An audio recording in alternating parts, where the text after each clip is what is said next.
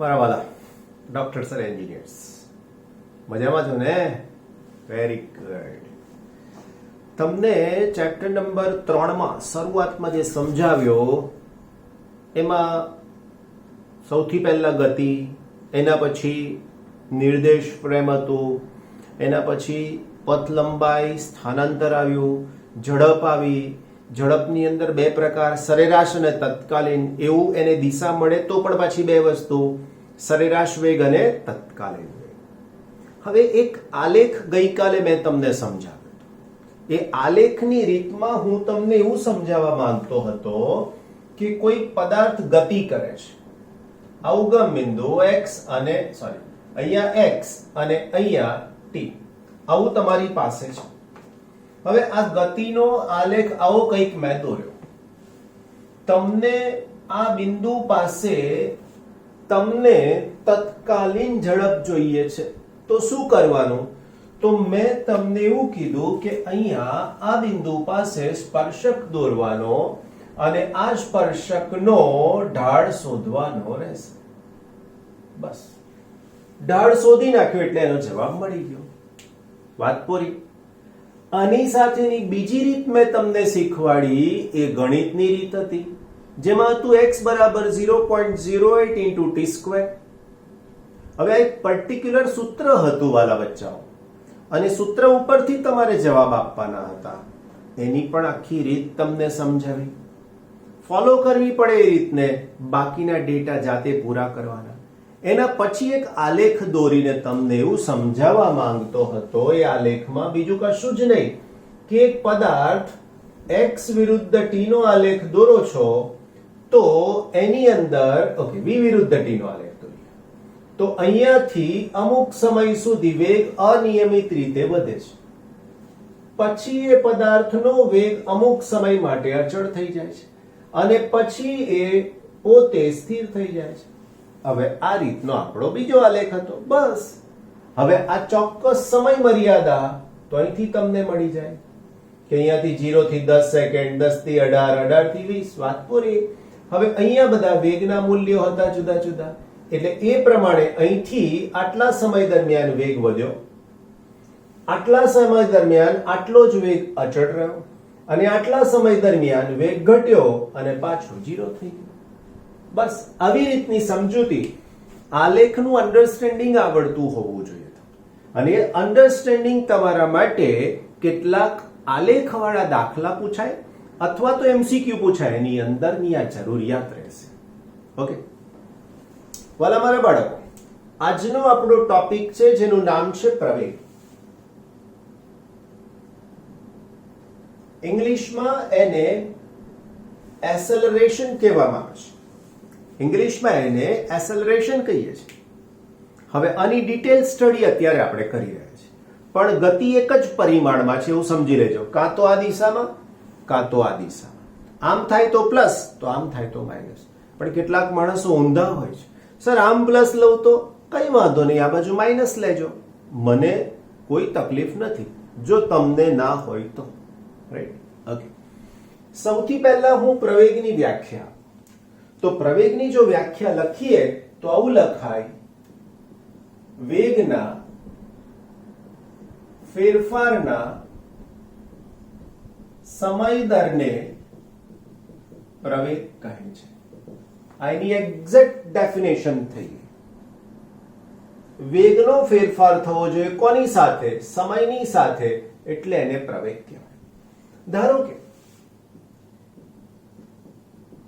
t સમય અથવા તો t1 સમય પદાર્થનો વેગ v1 છે, t2 સમય વેગ v2 છે. વેગ બોલીએ છે એટલે એની પાસે દિશા છે, હા મારા વાલાઓ. માટે સરેરાશ પ્રવેગ એ આવી દિશાની સાથે ઇઝ ઇક્વલ ટુ સૂત્રના પ્રમાણે વેગમાં થતો ફેરફાર ના છેદમાં સમય. તો મારા વાલા બચ્ચાઓ, a બાર બરાબર વેગમાં થતો ફેરફાર. ફેરફાર શોધવો છે તો અંતિમ ઓછા પ્રારંભિક, તો v2 v1. છેદમાં સમય છે તો સમયનો ફેરફાર લેવો પડશે, તો t2 માઇનસ t1. અને આ ફેરફારને જો તમે દર્શાવવા માંગતા હોય તો સિમ્બોલ યુઝ કરીએ છીએ ડેલ્ટા. ડેલ્ટા શું બતાવે છે? ફેરફાર. તો અહીંયા લખીએ ડેલ્ટા v. એવો આ પણ તફાવત છે, ફેરફાર છે, તો અહીંયા લખીશ ડેલ્ટા t. ક્લિયર? પ્રવેગ સરેરાશ હોય કે તત્કાલીન, તો અહીંયા લખું છું પ્રવેગ સદિશ રાશિ છે, તેની દિશા વેગના ફેરફારની દિશામાં મળે. રાઈટ? પ્રવેગ સદિશ રાશિ છે અને એની દિશા એ વેગના ફેરફારની દિશામાં મળે. આ ચેપ્ટરમાં તો ઠીક છે, પણ જ્યારે દ્વિપરિમાણ ને ત્રિપરિમાણમાં જઈશું ને ત્યારે આ વસ્તુની અહેમિયત તમને સમજાશે કે આવું કેમ. રાઈટ? બીજી વાત, હવે મારે સમજાવવું છે એનો એકમ. તો પ્રવેગનો એકમ થઈ શકશે મીટર સેકન્ડ માઇનસ 2, કારણ કે વેગનો એકમ છેદમાં સમય. એનું પારિમાણિક સૂત્ર m0l1t માઇનસ 2. રાઈટ? હવે હું સમજાવવા માંગુ છું તત્કાલીન પ્રવેગ.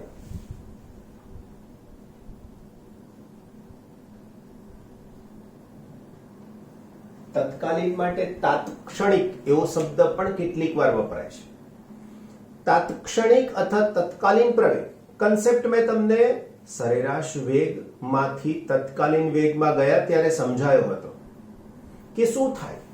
તો હું અહીંયા એવું કહી શકું બચ્ચા પાર્ટીઓ કે જો મારી પાસે સમયની કિંમત બહુ જ નાની નાની નાની અતિશય નાની લઉં તો આવું થઈ શકે.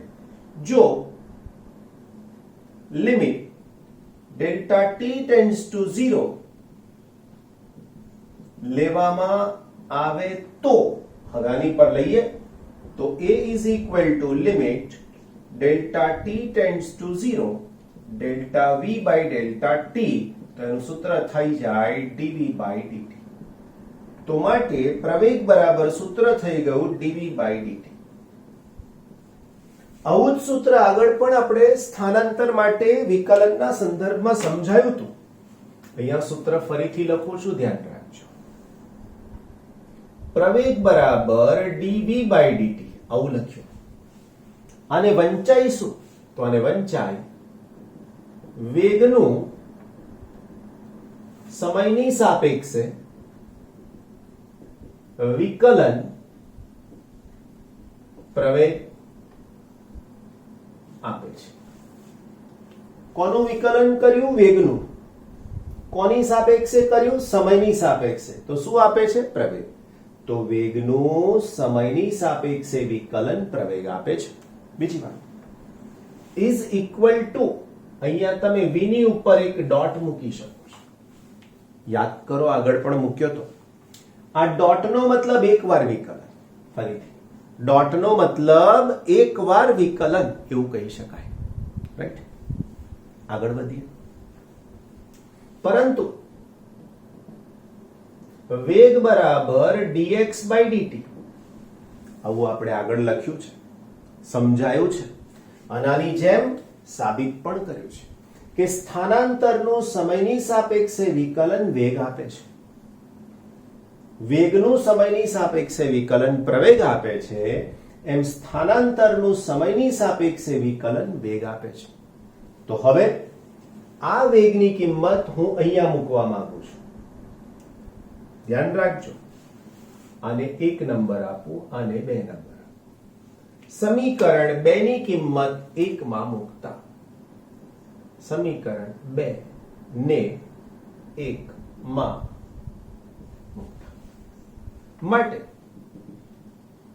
પ્રવેગ a બરાબર, ધ્યાન રાખજો, પ્રવેગ a બરાબર આટલું તો લખીશ જ કે d by dt ઇન્ટુ વેગની કિંમત આના ઉપરથી મૂકું તો થાય dx by dt. હવે તો તમને આવું થાય કે લખી શકાય d2x by dt સ્ક્વેર. આવું લખવાનું મન થાય કે સર અહીંયા d ને d છે તો સ્ક્વેર બરાબર છે, dt ને dt છે તો એનો સ્ક્વેર. પણ ખરેખર આવું ગણિતમાં લખતા નથી. ગણિતમાં લખવાની ટ્રેડિશન શું છે ખબર તમને? તો ગણિતમાં લખવાની ટ્રેડિશન આના માટેની આવી છે, dt સ્ક્વેર. આ ટ્રેડિશન છે, નિયમ છે ગણિત માટેનો. તો a ઇઝ ઇક્વલ ટુ લખી શકાય d square x by dt square. તમારે કંઈક સુધારો કરવો હોય તો થાય હો, પણ માત્ર ગણિત શાસ્ત્રી થવું પડે ને માત્ર એની અંદર તમારે ડોક્ટરેટ PhD ની ડિગ્રી મેળવવી પડે. પછી કંઈક નવું સાબિત કરીને આપો ને પછી એમ કોક નહીં આ બરાબર નથી, મારે કંઈક અલગ રીતે લખવું છે, બધા માનશે. હમણાં કોઈ નહીં માને. સાચી વાત છે, રાઈટ. હવે આને શબ્દોમાં લખવું હોય તો શું લખાય? તો વેગ હતો તો વેગનું વિકલન સમયની સાપેક્ષે એવું કીધું. સ્થાનાંતર હતું તો સ્થાનાંતરનું સમયની સાપેક્ષે વિકલન કીધું. અહીંયા સ્થાનાંતર જ છે અને સમય જ છે, પણ બે વખત છે. તો અહીંયા હું લખી શકું સ્થાનાંતર x નું બે વખત વિકલન પ્રવેગ આપે છે. સમજાયું? આવી એક વારની વિકલનની વાત, અહીંયા બે વારના વિકલનની વાત. રાઈટ. હવે આ સમજાયા પછી પ્રવેગ સદિશ રાશિ છે. પ્રવેગ સદિશ રાશિ છે તો એની સાથેના 2 થી 3 પોઈન્ટ કહું છું, ધ્યાન રાખજો. તમારા મનમાં છે જ પણ છતાંય, જો વેગ અને પ્રવેગ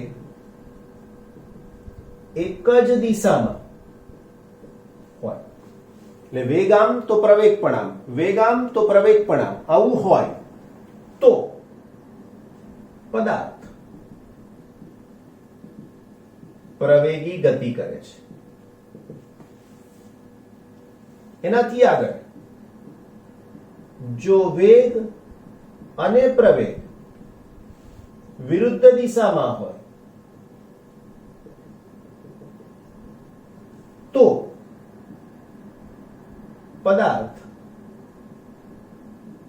પ્રતિપ્રવેગી ગતિ કરે છે. તમને અત્યારે તો નહીં પણ માર્ચ મહિના સુધીમાં રોજ અનુભવ થતો હતો આ બંને ગતિનો.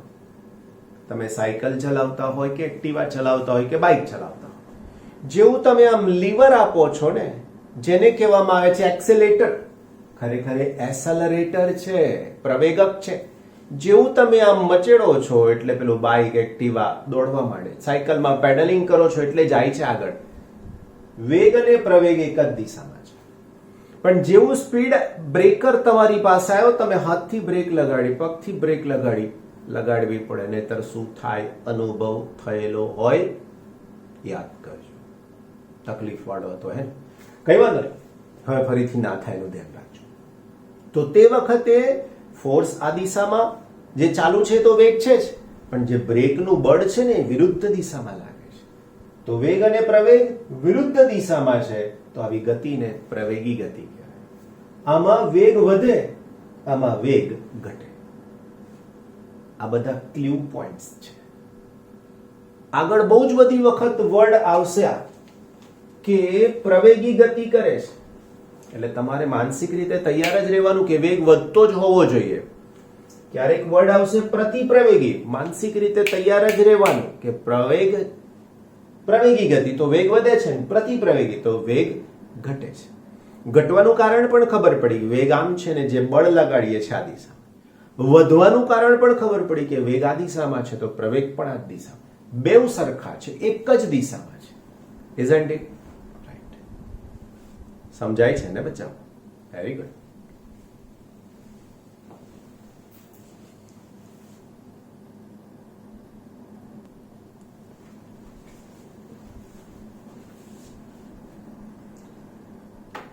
આ પ્રવેગી ગતિ સાથે ગેલિલિયો એક અવલોકન સમજાવ્યું હતું. અને ગેલિલિયોનું અવલોકન કીધું છે. અવલોકન છે એટલે તમે પણ કરી શકો છો, હું કરી શકું છું, તમને ખબર છે કે આ વસ્તુ શું છે. ધારો કે આપણા હાથમાં કોઈક વસ્તુ છે ને આમ છોડી દઈએ તો નીચે જાય છે. આ નીચે જતી વસ્તુને પૃથ્વીનું ગુરુત્વાકર્ષણ બળ લાગે છે એવું કહીએ છીએ. તો આ ગુરુત્વાકર્ષણ બળમાં તમે જોયું છે એમ એ પદાર્થનું દળ છે ને જી ગુરુત્વ પ્રવેગ છે. એટલે છે તો પ્રવેગ જ, એ સમય સાથે બદલાતો નથી મારા વાલાઓ. એટલે એવું સમજો કે પદાર્થ, તમે એવું વિચારો કે અહીંયાથી મુક્ત પતન પામીને નીચે પહોંચ્યો, તો અહીંયા જેટલો પ્રવેગ હતો એટલો જ પ્રવેગ અહીંયા છે, એટલો જ અહીંયા છે, એટલો જ અહીંયા છે, એટલો જ અહીંયા છે, એટલો જ અહીંયા પણ છે. પ્રવેગ બદલાતો જ નથી એટલે અચળ છે એવું કહી શકાય છે. હા, એ જેમ જેમ ગતિ કરતો કરતો નીચે જાય તો એનો વેગ વધતો જાય છે. અંતર સાથે બદલાયો છે, સમય સાથે નથી બદલાતો. કોણ? પ્રવેગ. પ્રવેગ તો બદલાયો જ નથી, બદલાયો શું? વેગ. અને આ વેગનો ફેરફાર પણ એવી રીતે થાય છે કે જેથી કરીને જી અચળ રહે. પણ અહીંયા જે વેગ બદલાય છે ને એ સમય સાથે નહીં, અંતર સાથે બદલાય છે. એવું તમે ઉપર ફેંકો તો જેમ જેમ ઉપર આવશે એમ વેગ ઘટતો જશે. કેમ? તો કે ગુરુત્વ પ્રવેગ નીચે લાગે છે.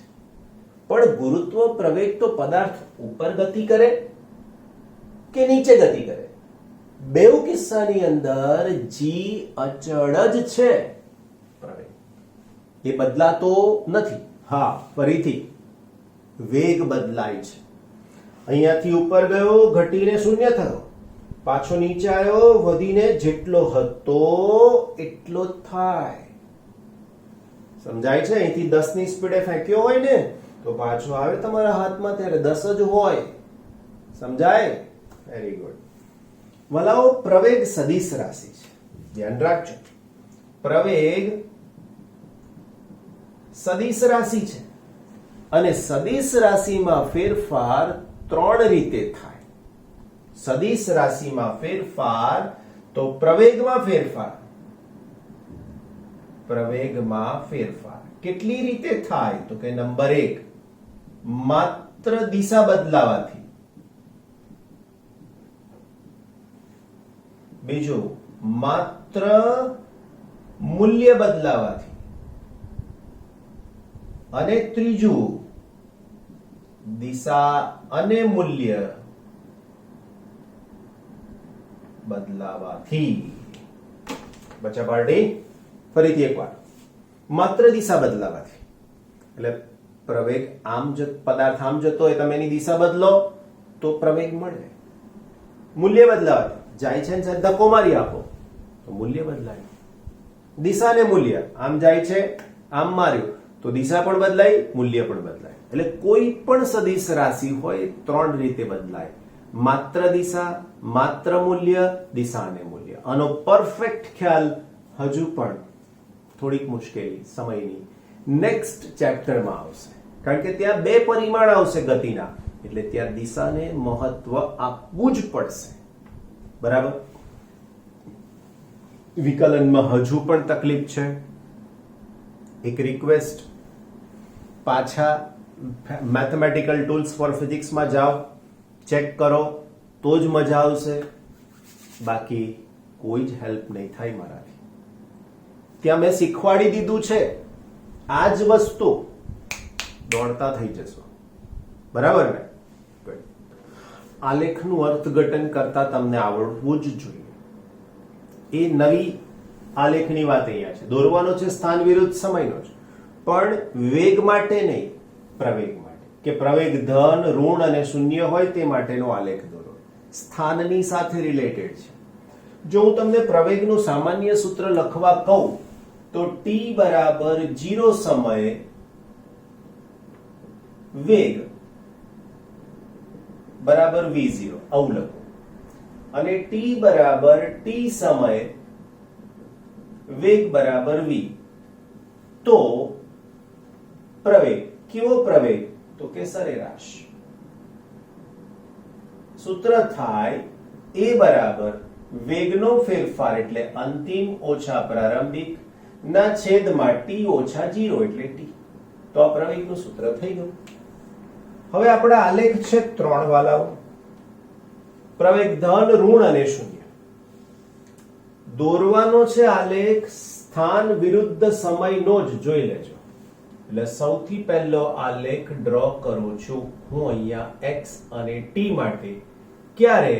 તો પ્રવેગ ધન હોય તો અહીંયા લખું પ્રવેગ ધન. તો એ તો જ શક્ય બને કે જો એ આલેખ અહીંયાથી આમ ઉપર તરફ વક્ર થતો.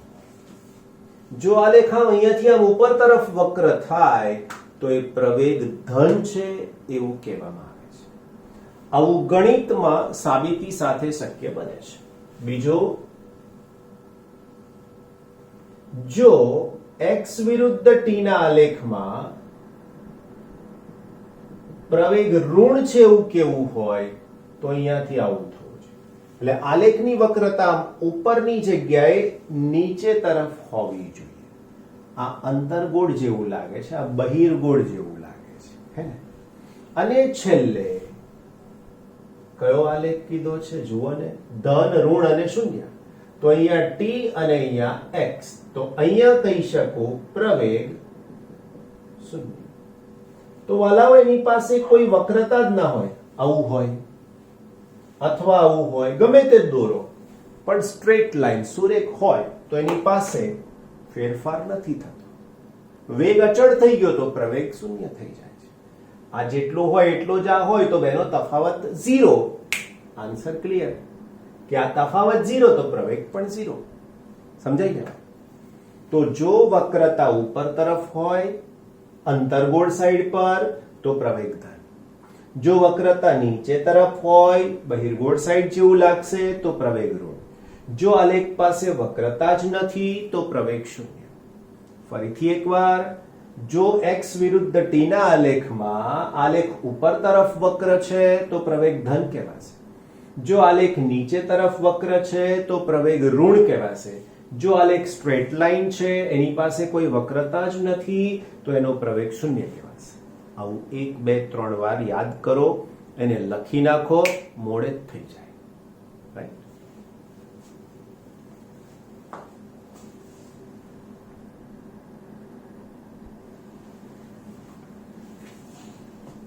હજુ પણ આલેખ છે.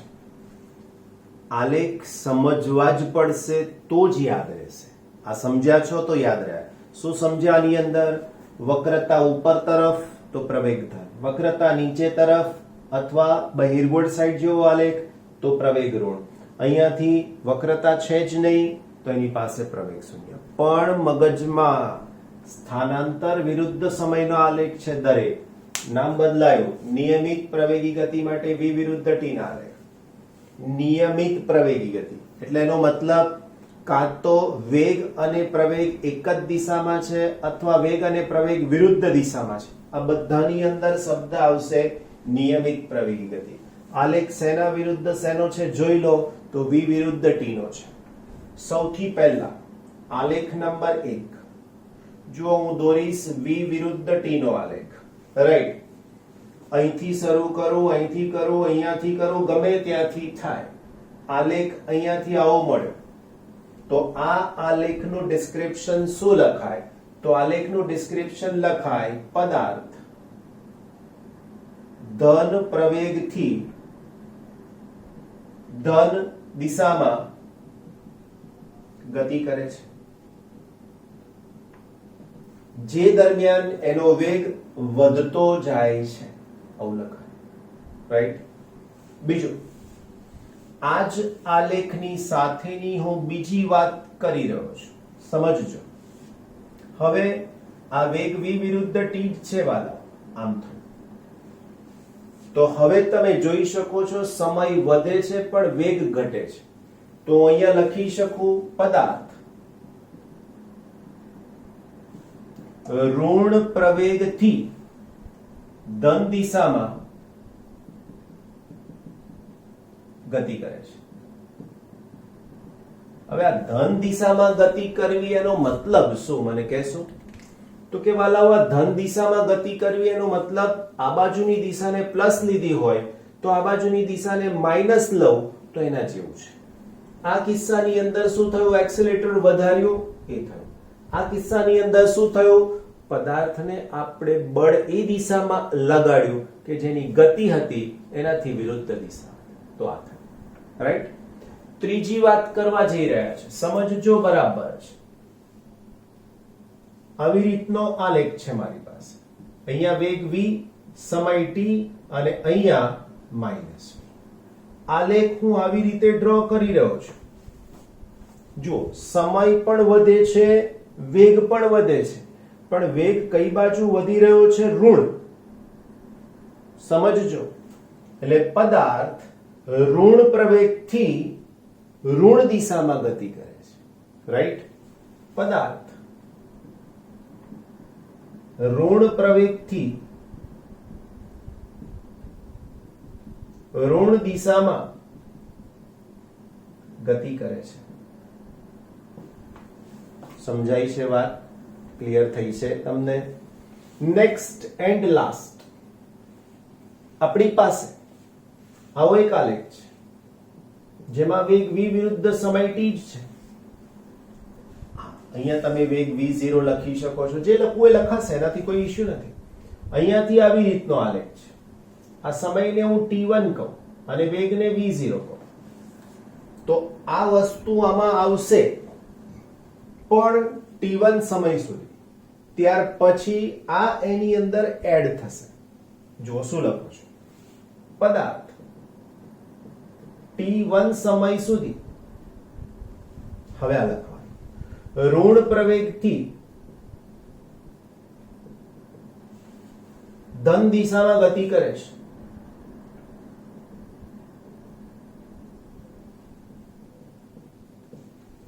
સમજ્યા? ત્યારબાદ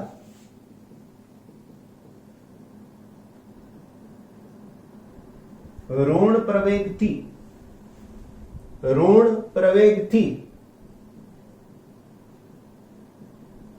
ઋણ દિશામાં ગતિ કરે છે.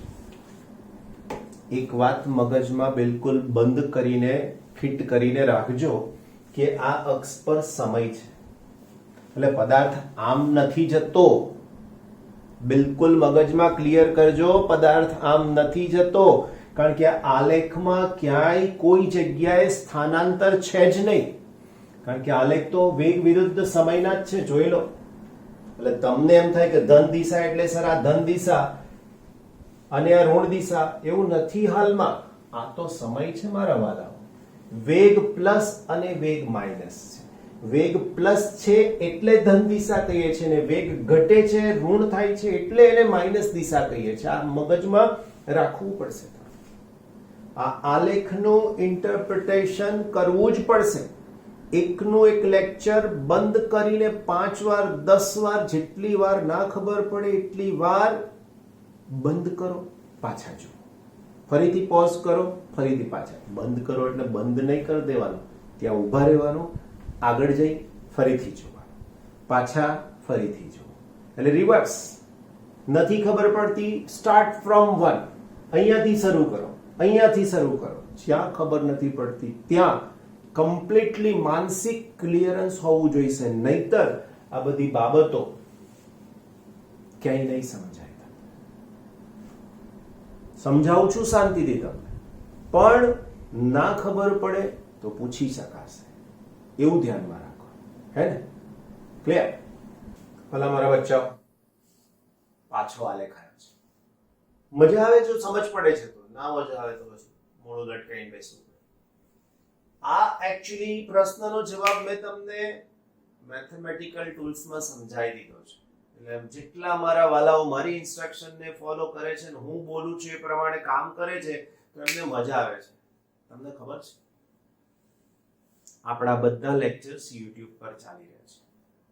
દિવ્યેશ સરની આ ચેનલ પણ YouTube પર જ છે.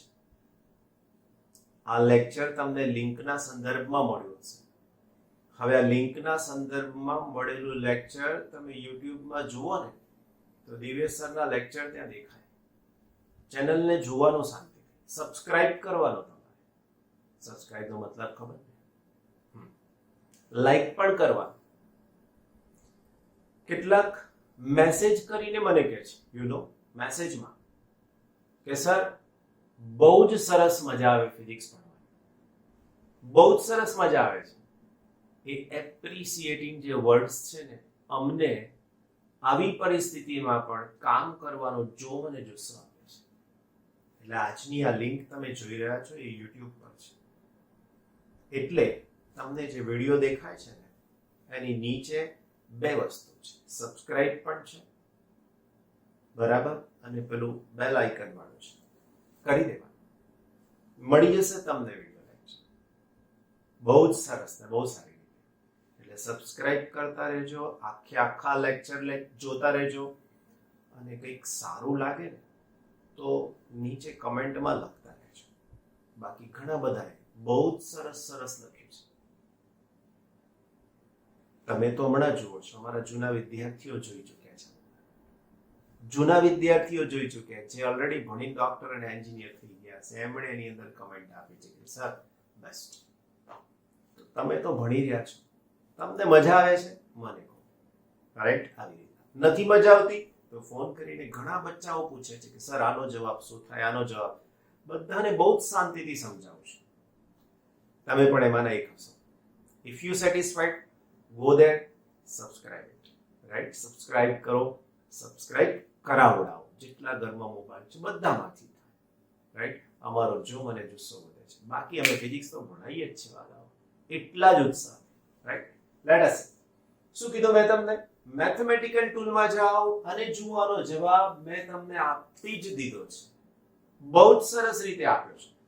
પણ આવ્યું છે તો પાછું ફરી સમજાવીશ. મેં ક્યારેય એવું નથી કીધું કે મેં પહેલા ચલાવી દીધું એટલે હવે નહીં ચલાવું. એવું નહીં આવે વર્ડ મારા ક્યારેય. રાઈટ? ઓકે. કોના વિરુદ્ધ કોનો આલેખ કીધું છે? વેગ વિરુદ્ધ સમય. પણ વેગ પહેલા એક વર્ડ છે, અચળ વેગ. મતલબ ખબર અચળ વેગનો? જુઓ,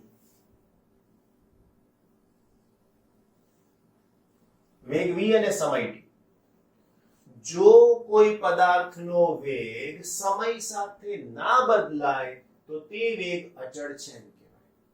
પદાર્થનો વેગ સમય સાથે ન બદલાય તો તે વેગ અચળ છે તેમ કહેવાય.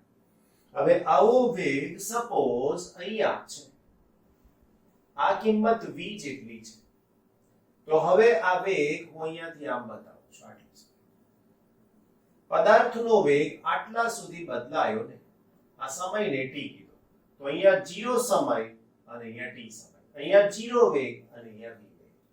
તો હવે મને એના આલેખ પરથી એનું અર્થઘટન કરવાનું કીધું છે. નવી માહિતી મળશે કે આલેખ નીચેનું મને ક્ષેત્રફળ શોધવું છે. તો લખી શકાય સમજૂતીમાં કે આકૃતિમાં વેગ v વિરુદ્ધ સમય t નો આલેખ દોર્યો છે. એમાં વેગ v એ 0 થી t સમય સુધી બદલાતો નથી, એટલે એ વેગને અચળ વેગ કહી શકાય. આ આલેખ નીચેનું ક્ષેત્રફળ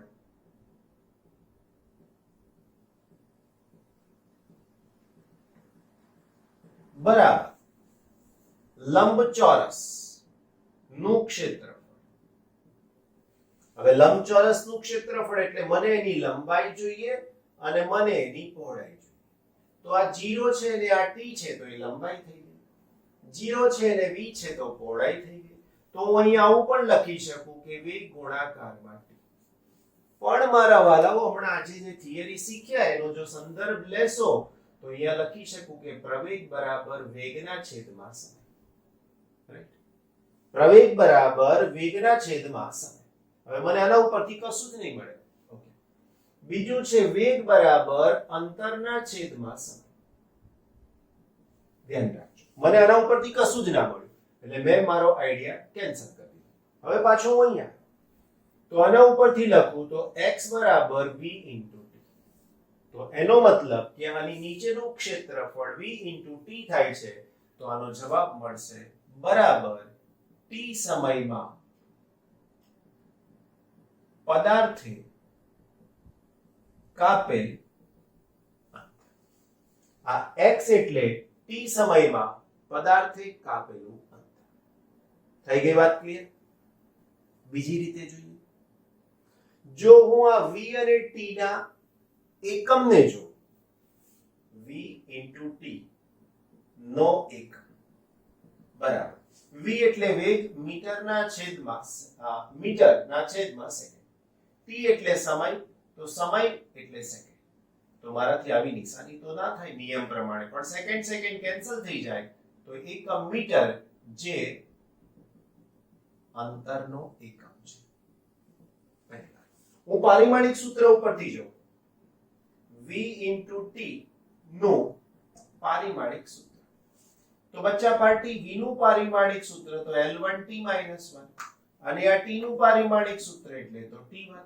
તો આનો જવાબ t - 1 ને t1 કેન્સલ, તો આનો જવાબ થઈ જશે L1 બરાબર અંતરનું પારિમાણિક સૂત્ર. ક્લિયર થયું? એનો મતલબ કે ત્રણ રીતે તમને સાબિતી આપી. હવે હું એક વાક્ય લખી શકું છું કે વેગ v વિરુદ્ધ સમય t ના આલેખ નીચેનું ક્ષેત્રફળ સ્થાનાંતર આપે છે. રાઈટ? v વિરુદ્ધ t ના આલેખ નીચેનું ક્ષેત્રફળ એ સ્થાનાંતર આપે છે. બીજી અગત્યની વાત મેથેમેટિકલ ટૂલમાં કરી હતી, એ રિપીટ કરું છું, ધ્યાન રાખજો કે જો આ અક્ષની ઉપરનું આવું ક્ષેત્રફળ હોય ને નીચે પણ આવતું હોય તો આને ધન અને આને ઋણ લેવું એવું પણ તમને શીખવાડ્યું છે તો સ્થાનાંતર જ, પણ આને ધન અને આને ઋણ કહી શકાય. રાઈટ? પછી જો તમે ધનને ધન અને ઋણને ઋણ લઈને સરવાળો કરો તો એ સ્થાનાંતર આપે, પણ બધું જ ધન લઈને કરો તો એ કાપેલું કુલ અંતર આપશે. આજનું લેક્ચર કીધું એ પ્રમાણે બે વસ્તુને ધ્યાનમાં લઈને મારા વાલાઓ કરશે. પહેલું તો શાંતિથી બધા આલેખ જોશે, રેફરન્સ બુકમાંથી ફરીથી વાંચીને ફરીથી પાછા જોશે, અને લિંક મળી છે તો એને શું કીધું મેં તમને, સબસ્ક્રાઇબ પણ કરી લેશે. Thank you so much.